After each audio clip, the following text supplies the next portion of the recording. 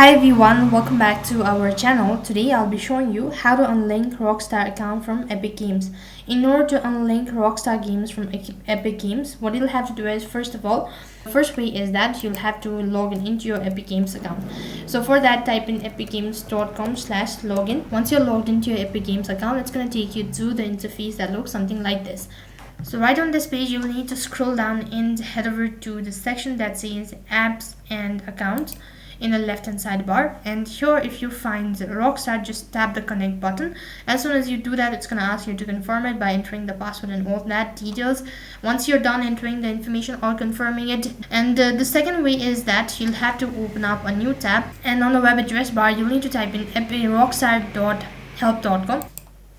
So the correct link is support.rockstargames.com. This is going to take you to the support center page. So here basically what you'll have to do is you'll have to submit a request. So here you'll need to go and select account support, and after that go and select social club account. Once you've done that, it's going to ask you to select either one of it and click on account linking. Once you click on account linking, in order to do that, you'll have to sign in or join the Rockstar games.